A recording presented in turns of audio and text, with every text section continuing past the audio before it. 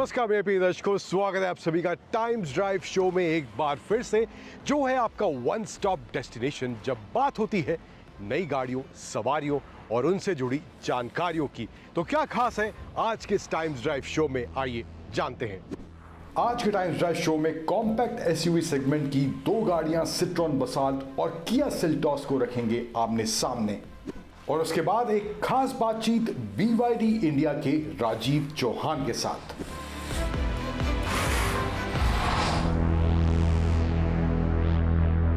कूपे style या फिर traditional SUV design, compact SUV segment जो है वहां पर हाल ही में दो नई एसयूवीज की एंट्री हुई है, जिसमें से एक है सिट्रॉन की लेटेस्ट बसाल्ट की और बगल में खड़ी है किया की अपडेटेड सेल्टॉस। तो इस वीडियो में हम आपसे बात करने वाले हैं कि क्या ये कूपे एसयूवी स्टाइल जो है वाकई में प्रैक्टिकल है या नहीं है, क्या इसके फायदे हैं, क्या नुकसान है, और इस वीडियो में दोनों ही गाड़ियों को आमने सामने रखेंगे, किस में कहां क्या कम या ज्यादा मिल रहा है, उन सभी की बात करेंगे एंड ओवरऑल दोनों गाड़ियां चलाने में कैसे है, सभी के बारे में बात करने वाला हूं मैं आपसे इस वीडियो में। और वीडियो के अंत में हमेशा की तरह बात करेंगे धांसू और नॉट धांसू एलिमेंट्स क्या लगे मुझे सिट्रॉन की बसाल्ट और किया सेल्टॉस को एक्सपीरियंस करने के बाद।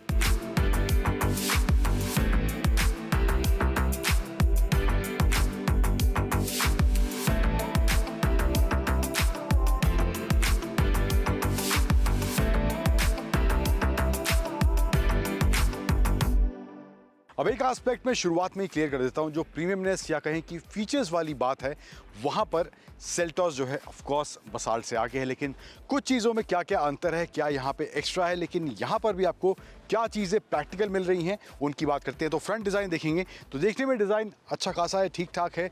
मामला जो ओवरऑल है बहुत ज़्यादा प्रीमियम नहीं है, बट आपको क्रोम के एलिमेंट्स थोड़े बहुत मिल जाते हैं, प्रोजेक्टर हेडलैम्प्स देखने को मिल जाएंगे, LED आपको यहाँ पे DRL मिल जाते हैं एंड फॉग लैम्प्स जो हैं यहाँ पे इसमें हेलोजन दिए गए हैं। फिर सेल्टॉस की तरफ आते हैं तो यहाँ पर मामला थोड़ा सा प्रीमियम ज़्यादा हो जाता है। यहाँ पे आपको LED हेडलैम्प्स वगैरह मिल जाएंगे एंड इसके अलावा आपको जहाँ पे नीचे LED DRLs वगैरह दिए गए हैं, कनेक्टेड लाइट वगैरह देखने को मिल जाती है एंड जो इसके फॉग लैंप हैं वो भी आपको LED में मिल जाते हैं। क्रोम की टच ओवरऑल आप इसकी ग्रिल के आसपास थ्रू आउट देख सकते हैं एंड हेडलैम्प्स के ऊपर भी क्रोम का फिनिश दिया गया है। नीचे जो है ड्यूअल टोन में आपको इसका बम्पर मिल जाएगा। इसमें जो है आपको ADAS वाले फीचर्स भी ऑफर करे जाते हैं सेल्टॉस के अंदर, जो कि बसाल्ट के अंदर नहीं करे जाते, तो ये एक एक्स्ट्रा और फीचर यहाँ पर इसके अंदर हो जाता है।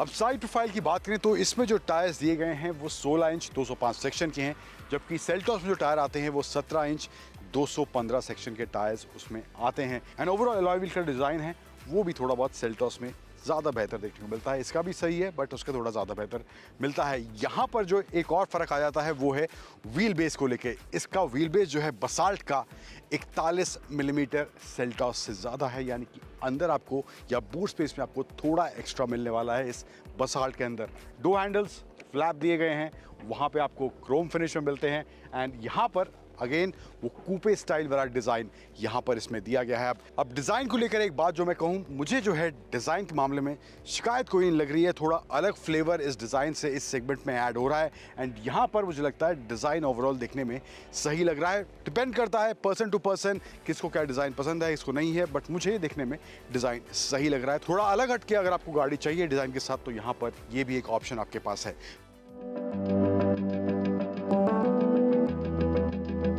अब रियर डिज़ाइन की बात करें तो अगेन यहाँ पर थोड़ा प्रीमियम टच एक्स्ट्रा है, कनेक्टेड लाइट वगैरह है, LED लाइट्स वगैरह थ्रू आउट दी गई हैं एंड यहाँ पर भी आपको सेल्टॉस की बैजिंग, किया की बैजिंग मिल जाती है।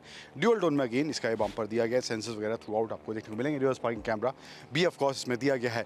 यहाँ पर आते हैं तो टेल लाइट का डिज़ाइन यहाँ पर भी थोड़ा सा आपको डिस्टिंक्ट सा मिलेगा, अलग सा डिज़ाइन है। LED टेल लैंप हालांकि इसमें आपको नहीं दिए गए हैं, लेकिन जब ये टर्न ऑन होते हैं वो लगते हैं LED है, लेकिन अंदर हेलोजन बल्ब का इस्तेमाल इसमें करा गया है। बसाल्ट की बड़ी सी बैजिंग, सिट्रॉन का बड़ा सा लोगो दिया गया है एंड यहाँ पर जो है इसमें आपको वो कूपे स्टाइल डिज़ाइन, अगेन ये ग्लास यहाँ पे स्लांटेड है, वहाँ पे थोड़ा सा फ्लैट टाइप है, तो वो आपको फील यहाँ पे डिज़ाइन के डिफरेंस में देखने को मिलेगी। एंड ओवरऑल रियर प्रोफाइल की बात करूँ, प्रीमियमनेस वहाँ पर है बट यहाँ पर इसका रियर प्रोफाइल थोड़ा अलग एंड डिस्टिंक्ट अगेन मैं कह रहा हूँ कि ये ज़रूर लग रहा है। सेंसर्स वगैरह दिए गए हैं, दो सेंसर्स हैं, रिवर्स पार्किंग कैमरा इसमें दिया गया है।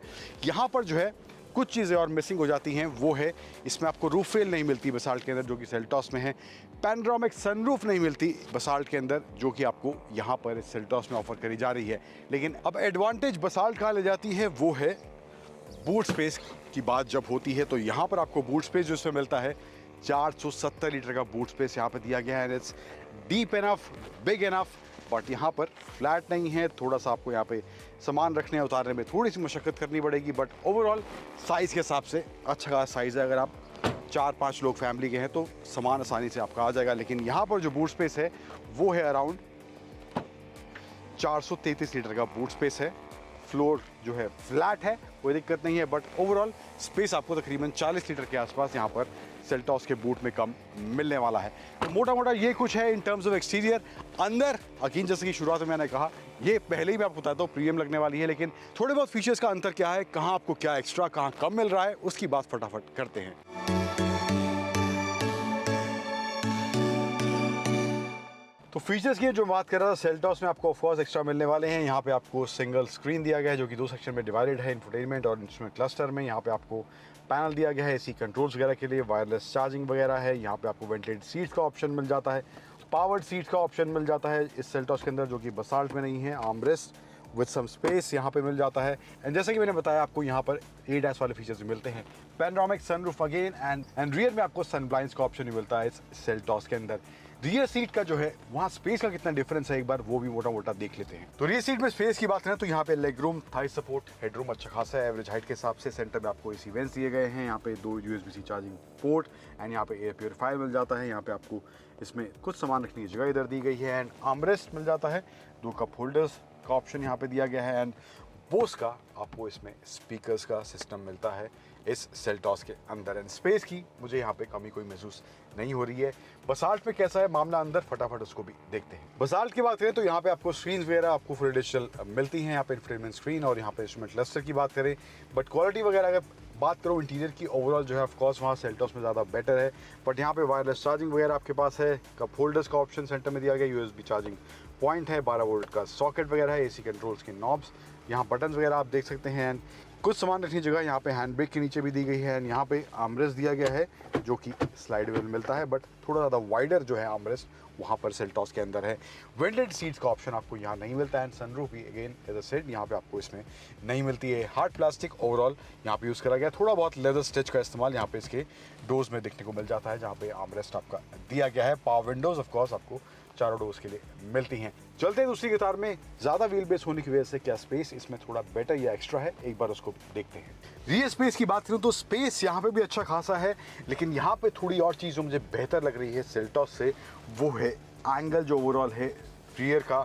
यहाँ पे थाई सपोर्ट वगैरह जो है वो थोड़ा ज़्यादा बेटर लग रहा है एंड यहाँ पे इसका जो ऊपर वाला वेरिएंट है उसमें जो है एक्सटेंडेड थाई सपोर्ट का भी आपके पास ऑप्शन रहता है इस बसाल्ट के अंदर। यहाँ पे AC वेंट्स दिए गए हैं, USB चार्जिंग पोस्ट वगैरह देखने को मिल जाते हैं एंड यहाँ पे आपको पावर विंडोज़ के बटन। एंड अब डो पैड्स में बॉटल होल्डर्स की बात करूँ तो यहाँ पर आपको बसाल्ट में थोड़ा कम स्पेस मिलेगा बॉटल होल्डर्स के लिए कंपेयर टू सेल्टॉस के रियर डोर्स में जो बॉटल होल्डर दिए गए हैं, तो ये स्पेस थोड़ा एक्स्ट्रा आपको वहाँ पे मिलता है। इसके अलावा आर्मरेस्ट है विद 2 कप होल्डर्स एंड थोड़ा सा यहाँ स्लॉट दिया गया है फ़ोन वगैरह आपके रखने के लिए, एडजस्टेबल हेडरेस्ट वगैरह आपको मिल जाते हैं। यहाँ पर थोड़ा सा विंग वाला डिज़ाइन दिया गया है इसके रियर हेडरेस्ट में।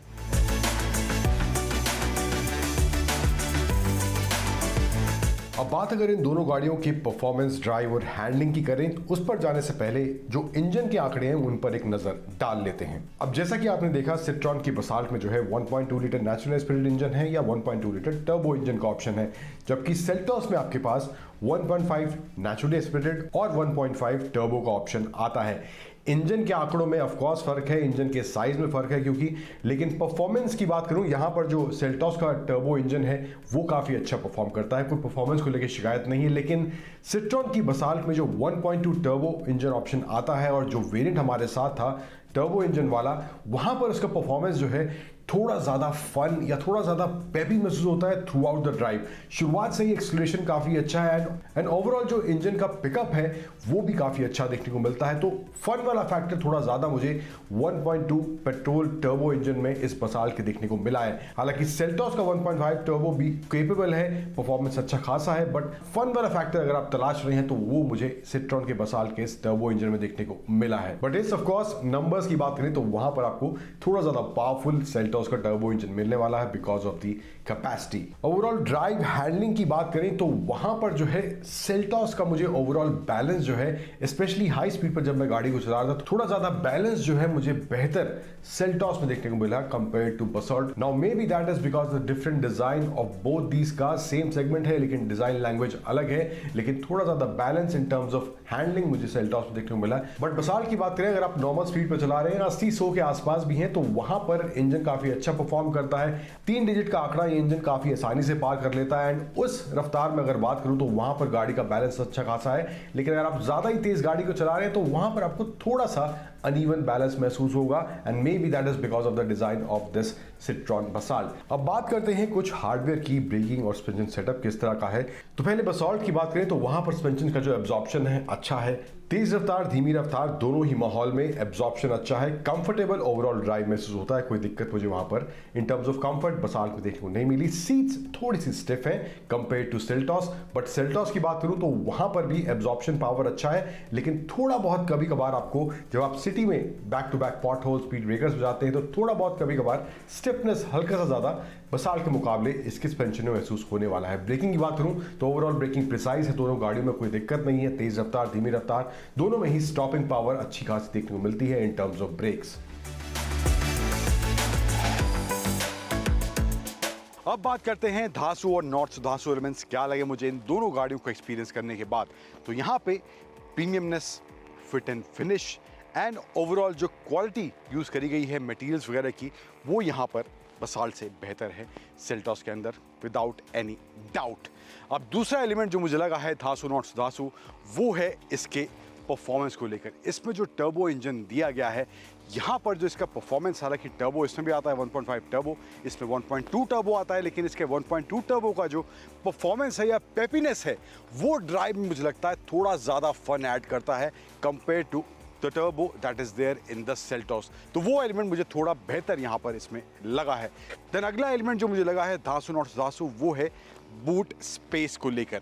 एक्स्ट्रा बूट स्पेस आपको बसाल्ट में मिल रहा है जो कि आपको सेल्टॉस में थोड़ा सा कम मिलता है, तो वो कॉम्प्रोमाइज आपको यहाँ पर करना पड़ेगा। अब ओवरऑल एज अ पैकेज की बात करूं तो कौन सी गाड़ी किस ब्रैकेट में आपके फिट बैठ सकती है। अगर आपको बसाल्ट लेनी है तो मेरे हिसाब से अगर आप परफॉर्मेंस वाइज या कहें कि 1.2 कैटेगरी में टर्बो इंजन के परफॉर्मेंस में आपको थोड़ा फन वाला फैक्टर चाहिए, थोड़ा पेपीनेस चाहिए, तो वहां पर बसाल्ट करती है। इसके अलावा जो है बेसिक फीचर चाहिए आपको, बहुत ज्यादा तामझाम नहीं चाहिए, ओवर द टॉप कुछ ज्यादा नहीं चाहिए, क्योंकि आप अपने पैसे भी बचाना चाहते हैं, आपका बजट थोड़ा कम है, तो वहां पर बसाल्ट आपके लिए थोड़ा एक ज्यादा अफोर्डेबल पैकेज बन सकती है। और एक थोड़ी अलग डिजाइन लैंग्वेज के साथ इस कैटेगरी में आपको एक डिस्टिंक्ट डिजाइन वाला पैकेज भी सिट्रॉन बसाल्ट ऑफर कर रही है। वहीं सेल्टॉस की बात करूं, अगर आप प्रीमियम कैबिन एक्सपीरियंस चाहते हैं, डीजल इंजन का विकल्प चाहते हैं और इसके साथ साथ ओवरऑल जो है फीचर्स में किसी भी तरह की कमी नहीं चाहते हैं, तो वहां पर थोड़े से एक्स्ट्रा पैसे पे करके आप किया सेल्टॉस की तरफ भी जा सकते हैं।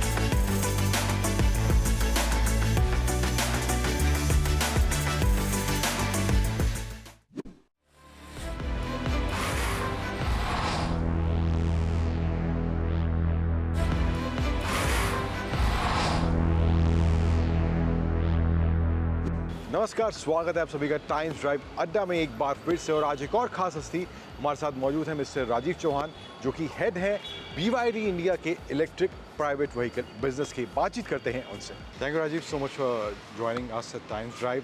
सो सबसे पहले अगर बात करें E6 के बाद अब एक E-MAX 7 BYD इंडिया में लेकर आया है, इलेक्ट्रिक व्हीकल है, MPV है।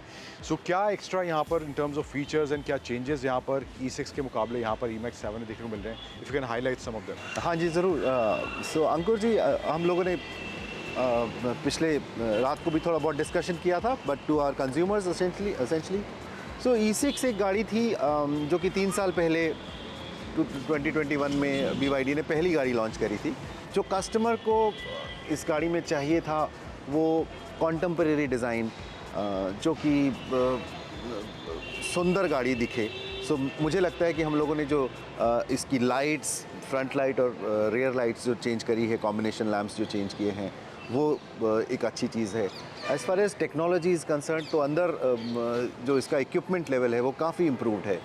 डिजिटल टच स्क्रीन, एक बड़ी डिजिटल टच स्क्रीन है।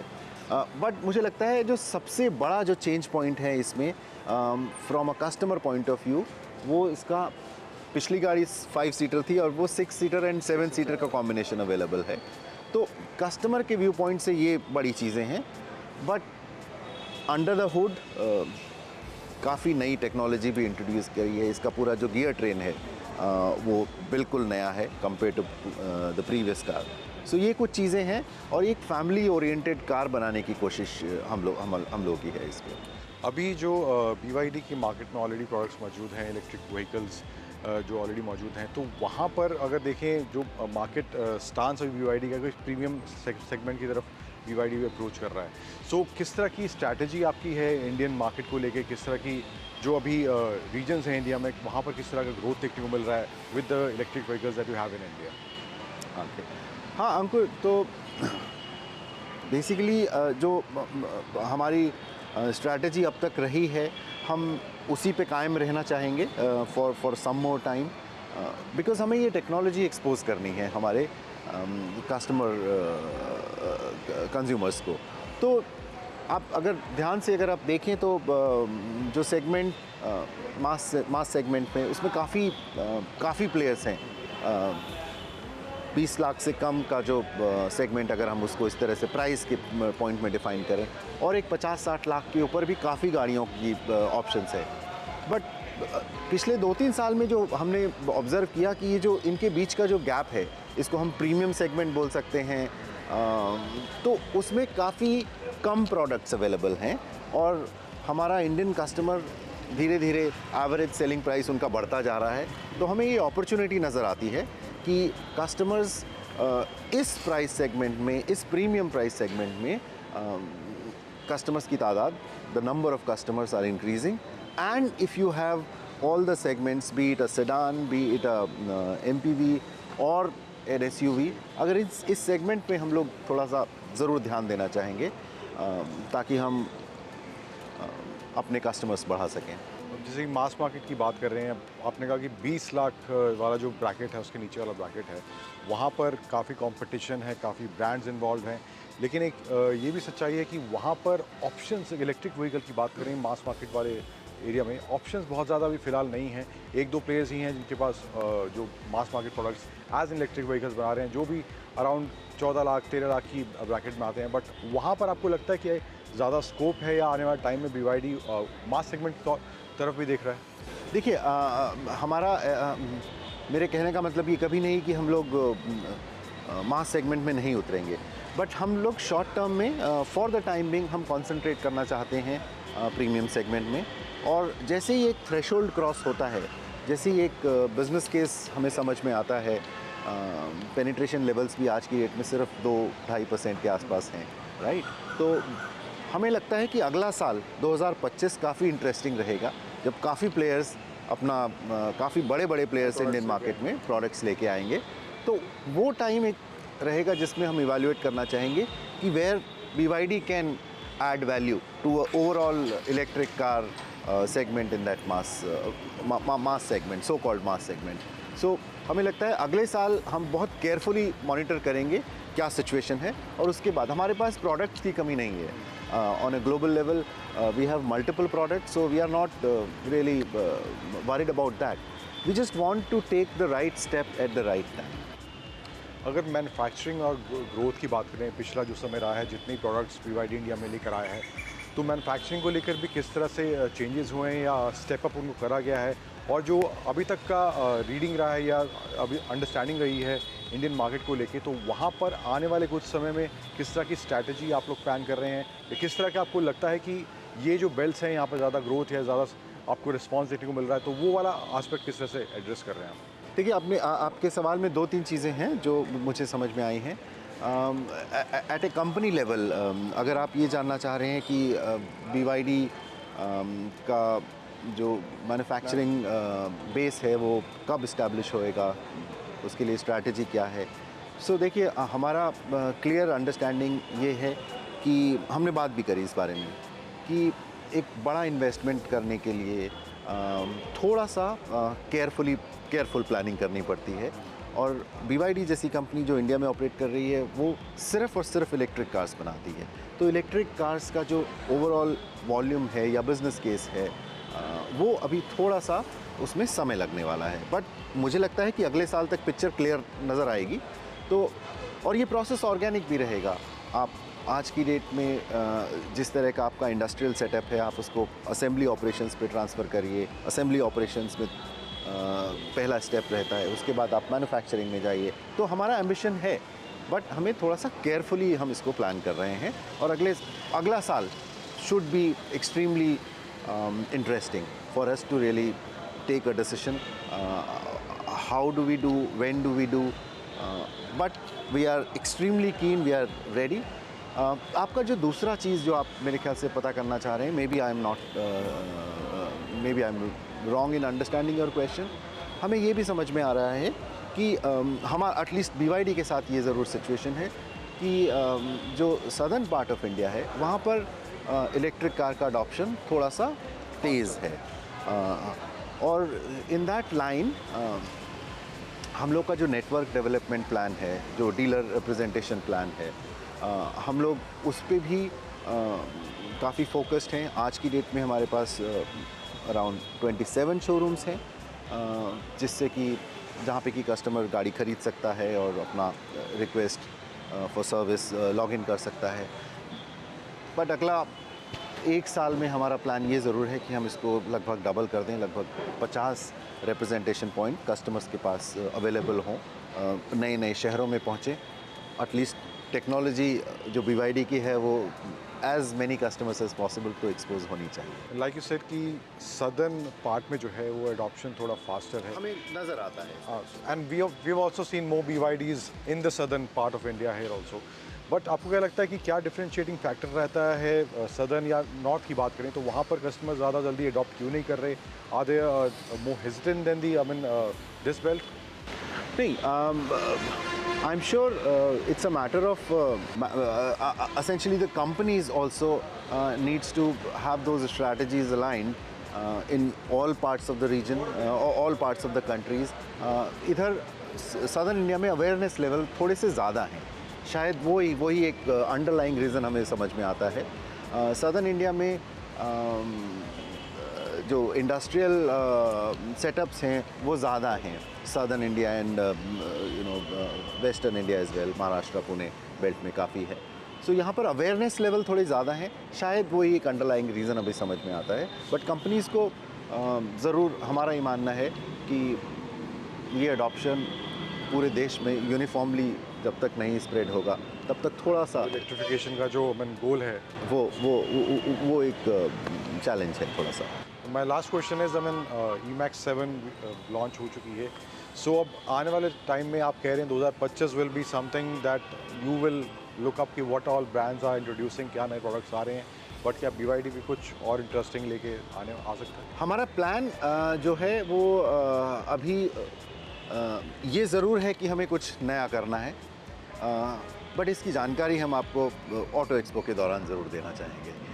हमारा कुछ प्लानिंग चल रही है, बट प्लीज़ अंडरस्टैंड इसमें कोई छुपाने वाली बात नहीं है, बट हम ये चाहते हैं कि जब हम कोई अनाउंसमेंट करें तो वो एक सॉलिड फाउंडेशन पे हो, तो उसके लिए हम थोड़ा सा रिसर्च और टाइम ले रहे हैं, but by Auto Expo we should be ready with some announcements. तो आज के इस लाइव ड्राइव शो में बस इतना ही, लेकिन आज की शो में दिखाई गई कहानियों से जुड़े आपके कुछ सवाल या सुझाव हैं तो आप हमें टाइम्स ड्राइव के सोशल मीडिया हैंडल्स पर वो सब भेज सकते हैं। एंड हमेशा की तरह always wear seat belt while driving, always wear helmet while riding, drive safe, ride safe. Thank you for joining and stay tuned to ET Now Swadesh।